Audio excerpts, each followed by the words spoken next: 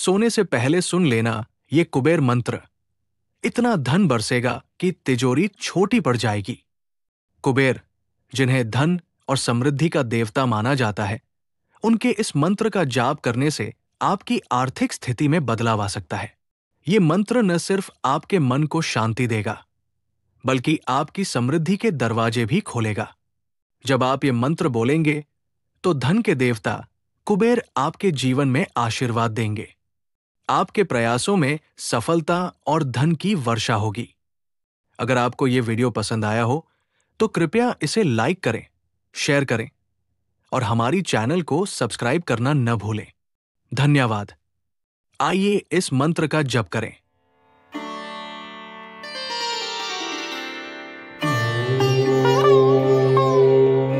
ह्रीं श्रीं क्रीं श्रीं कुबेराय अष्टलक्ष्मी मम गृहे धनं पुरय पुरय नमः। ह्रीं श्रीं क्रीं श्रीं कुबेराय अष्टलक्ष्मी मम गृहे धनं पुरय पुरय नमः।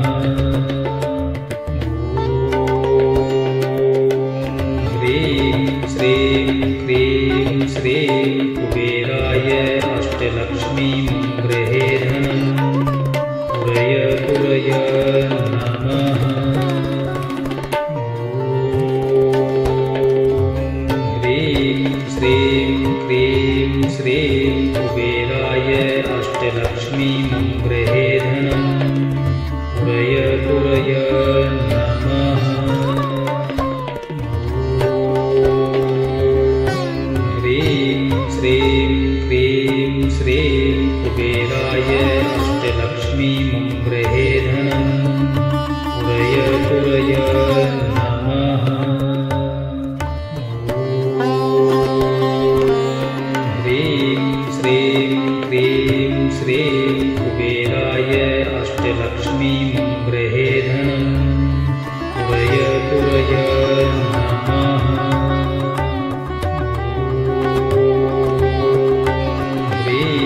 श्रीं क्रीं श्रीं कुबेराय अष्टलक्ष्मी मम गृहे धनं पुरय पुरय नमः। ह्रीं श्रीं क्रीं श्रीं कुबेराय अष्टलक्ष्मी मम गृहे धनं पुरय पुरय नमः।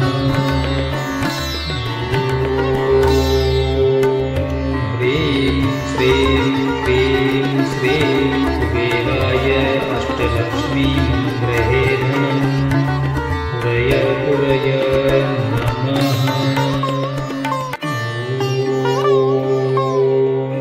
ह्रीं श्रीं क्रीं श्रीं कुबेराय अष्टलक्ष्मी मम गृहे धनं पुरय पुरय नमः।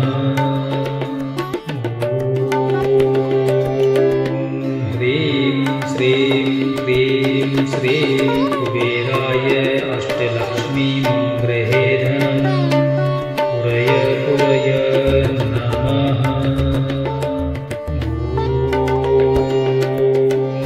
ह्रीं श्रीं क्रीं श्रीं कुबेराय अष्टलक्ष्मी मम गृहे धनं पुरय पुरय नमः।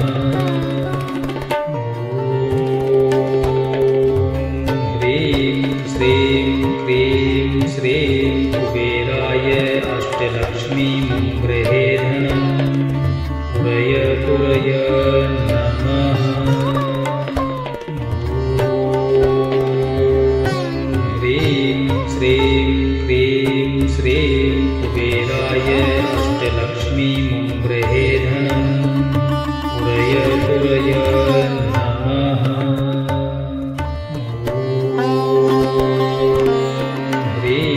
श्रीं क्रीं श्रीं कुबेराय अष्टलक्ष्मी मम गृहे धनं पुरय पुरय नमः।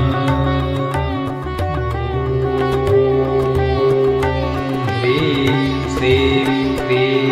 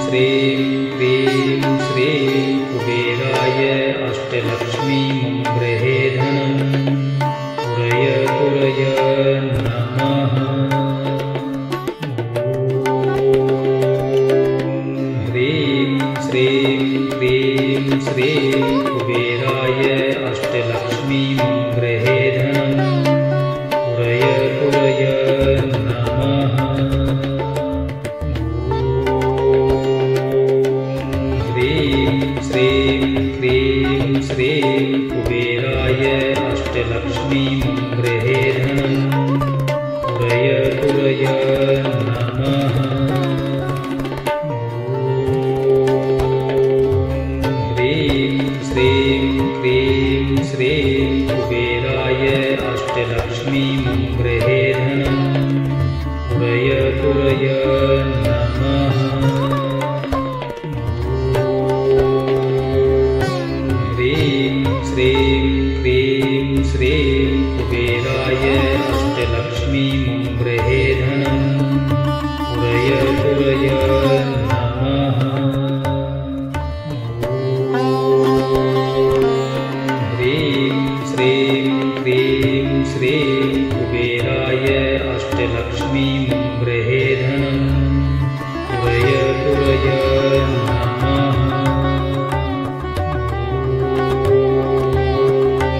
ह्रीं श्रीं क्रीं श्रीं कुबेराय अष्टलक्ष्मी मङ्गृहे धनं पुरय पुरय नमः।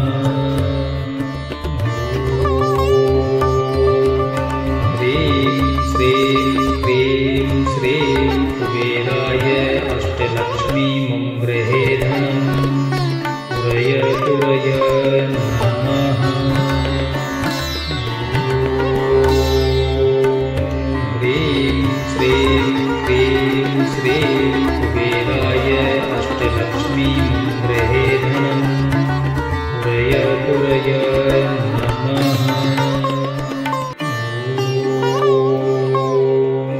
ह्रीं श्रीं क्रीं श्रीं कुबेराय अष्टलक्ष्मी मङ्गृहे धनं पुरय पुरय नमः। ह्रीं श्रीं क्रीं श्रीं कुबेराय अष्टलक्ष्मी मङ्गृहे धनं पुरय पुरय नमः। ह्रीं श्रीं क्रीं श्रीं कुबेराय अष्टलक्ष्मी मङ्गृहे धनं पुरय पुरय नमः। ह्रीं श्रीं क्रीं श्रीं कुबेराय अष्टलक्ष्मी मङ्गृहे धनं पुरय पुरय नमः। ह्रीं श्रीं क्रीं श्रीं कुबेराय अष्टलक्ष्मी मङ्गृहे धनं पुरय पुरय नमः।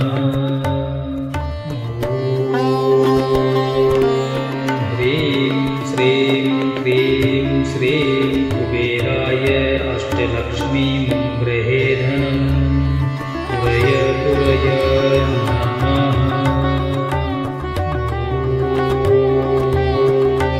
ह्रीं श्रीं क्रीं श्रीं कुबेराय अष्टलक्ष्मी मङ्गृहे धनं पुरय पुरय नमः।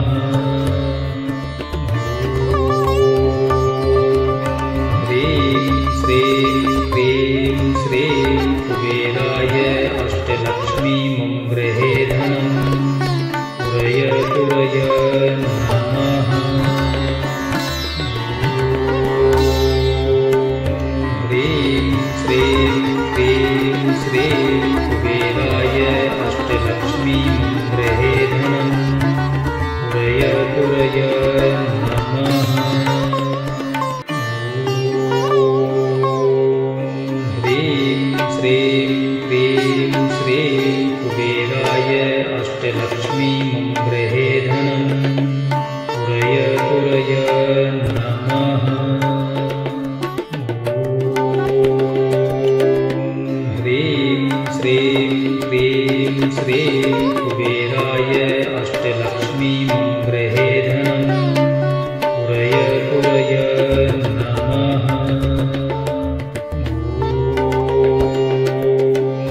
ह्रीं श्रीं क्रीं श्रीं कुबेराय अष्टलक्ष्मी मङ्गृहे धनं पुरय पुरय नमः। ह्रीं श्रीं क्रीं श्रीं कुबेराय अष्टलक्ष्मी मङ्गृहे धनं पुरय पुरय नमः। ह्रीं श्रीं क्रीं श्रीं कुबेराय अष्टलक्ष्मीं गृहे धनम् उरय पुरय नमः। ह्रीं श्रीं क्रीं श्रीं कुबेराय अष्टलक्ष्मीं गृहे धनम् उरय पुरय नमः।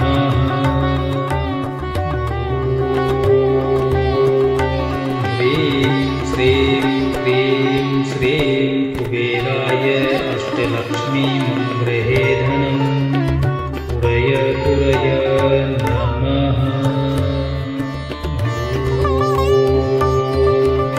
ह्रीं श्रीं क्रीं श्रीं कुबेराय अष्टलक्ष्मीं गृहे धनम् उरय पुरय नमः।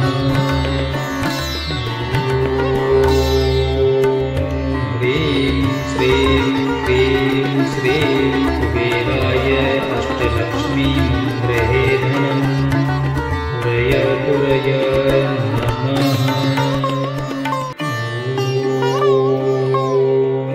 ह्रीं श्रीं क्रीं श्रीं कुबेराय अष्टलक्ष्मीं गृहे धनम् उरय पुरय नमः। ह्रीं श्रीं क्रीं श्रीं कुबेराय अष्टलक्ष्मीं गृहे धनम् उरय पुरय नमः। ह्रीं श्रीं क्रीं श्रीं कुबेराय अष्टलक्ष्मीं गृहे धनम् उरय पुरय नमः।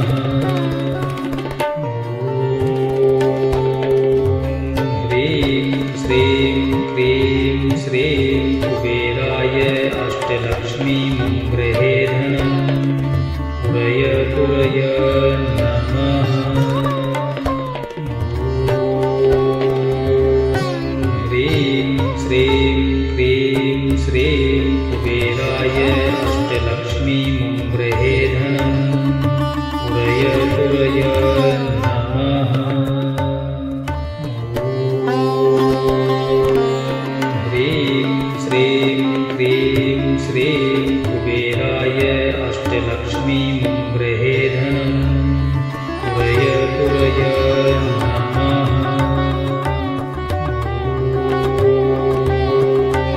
ह्रीं श्रीं क्रीं श्रीं कुबेराय अष्टलक्ष्मीं गृहे धनम् उरय पुरय नमः। ह्रीं श्रीं क्रीं श्रीं कुबेराय अष्टलक्ष्मीं गृहे धनम् उरय पुरय नमः। ह्रीं श्रीं क्रीं श्रीं कुबेराय अष्टलक्ष्मीं गृहे धनम् उरय पुरय नमः। ह्रीं श्रीं क्रीं श्रीं कुबेराय अष्टलक्ष्मीं गृहे धनम् उरय पुरय नमः। ह्रीं श्रीं क्रीं श्रीं कुबेराय अष्टलक्ष्मीं गृहे धनम् उरय पुरय नमः। ह्रीं श्रीं क्रीं श्रीं कुबेराय अष्टलक्ष्मीं गृहे धनम् उरय पुरय नमः। ह्रीं श्रीं क्रीं श्रीं कुबेराय अष्टलक्ष्मीं गृहे धनम् उरय पुरय नमः। ह्रीं श्रीं क्रीं श्रीं कुबेराय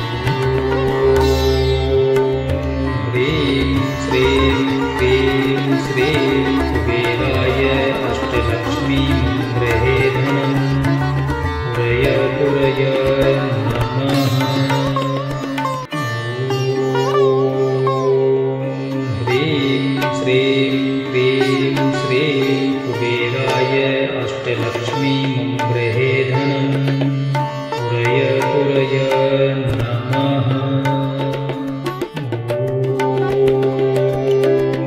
ह्रीं श्रीं क्रीं श्रीं कुबेराय अष्टलक्ष्मीं गृहे धनम् पुरय पुरय नमः। ह्रीं श्रीं क्रीं श्रीं कुबेराय अष्टलक्ष्मीं गृहे धनम् पुरय पुरय नमः।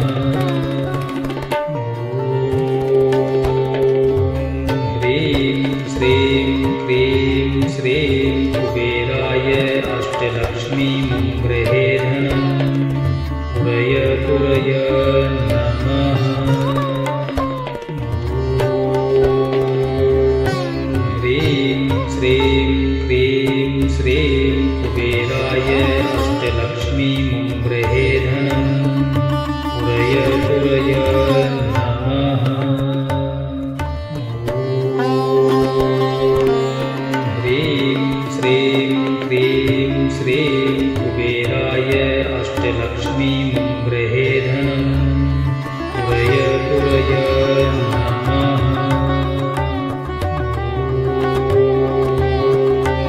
ह्रीं श्रीं क्रीं श्रीं कुबेराय अष्टलक्ष्मीं गृहे धनम् पुरय पुरय नमः।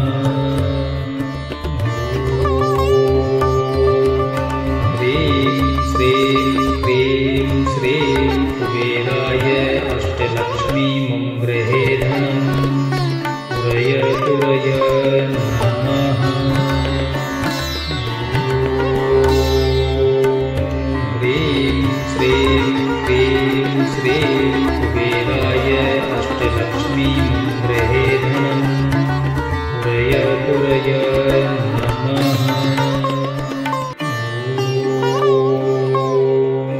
ह्रीं श्रीं क्रीं श्रीं कुबेराय अष्टलक्ष्मीं गृहे धनम् पुरय पुरय नमः। ह्रीं श्रीं क्रीं श्रीं कुबेराय अष्टलक्ष्मीं गृहे धनम् पुरय पुरय नमः।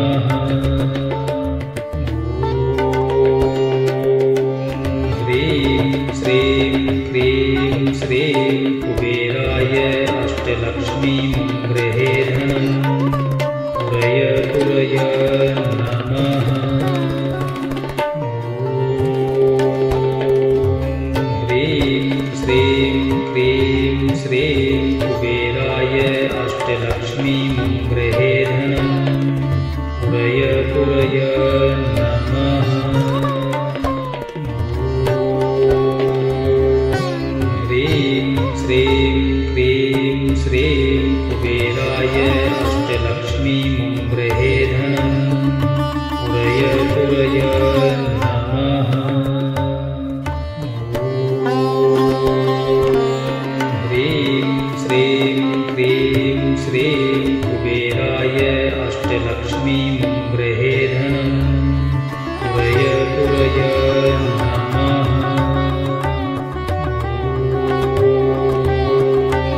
ह्रीं श्रीं क्रीं श्रीं कुबेराय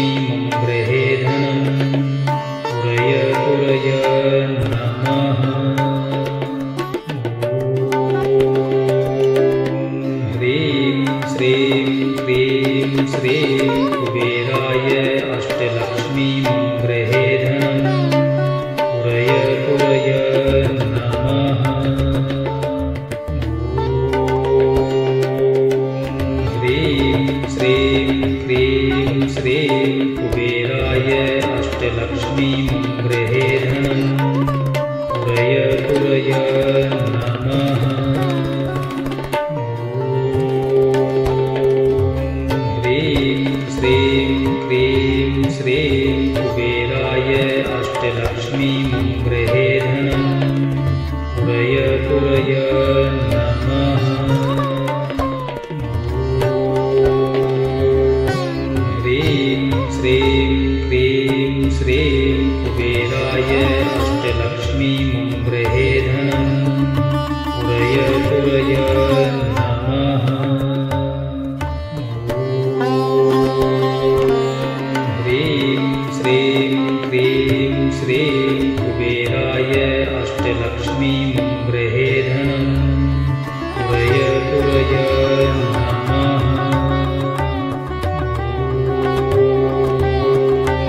ह्रीं श्रीं क्रीं श्रीं कुबेराय अष्टलक्ष्मी मम गृहे धनं पुरय नमः।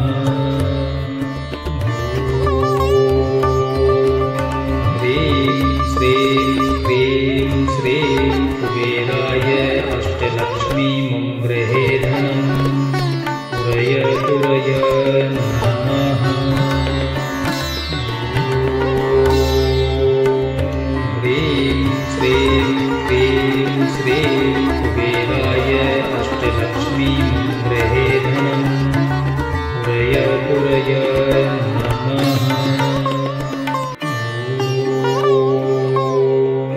ह्रीं श्रीं क्रीं श्रीं कुबेराय अष्टलक्ष्मी मम गृहे धनं पुरय नमः। ह्रीं श्रीं क्रीं श्रीं कुबेराय अष्टलक्ष्मी मम गृहे धनं पुरय नमः। ह्रीं श्रीं क्रीं श्रीं कुबेराय अष्टलक्ष्मी मम गृहे धनं पुरय नमः।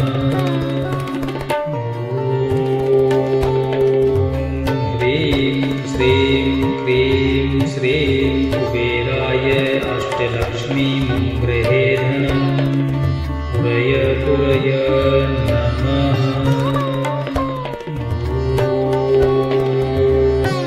ह्रीं श्रीं क्रीं श्रीं कुबेराय अष्टलक्ष्मी मम गृहे धनं पुरय नमः।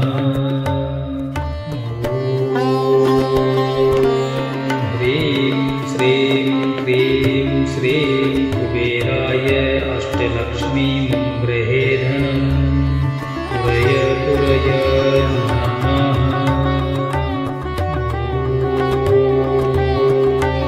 ह्रीं श्रीं क्रीं श्रीं कुबेराय अष्टलक्ष्मी मम गृहे धनं पुरय नमः।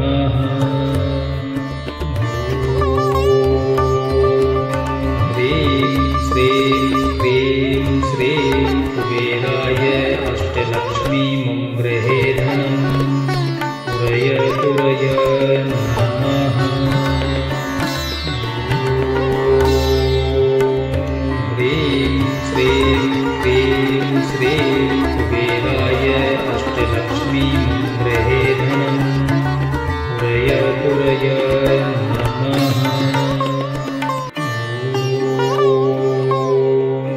ह्रीं श्रीं क्रीं श्रीं कुबेराय अष्टलक्ष्मी मम गृहे धनं पुरय नमः। ह्रीं श्रीं क्रीं श्रीं कुबेराय अष्टलक्ष्मी मम गृहे धनं पुरय नमः।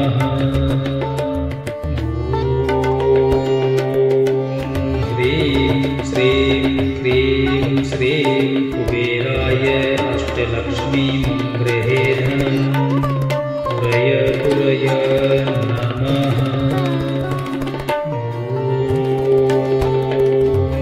ह्रीं श्रीं क्रीं श्रीं कुबेराय अष्टलक्ष्मी मम गृहे धनं पुरय नमः। ह्रीं श्रीं क्रीं श्रीं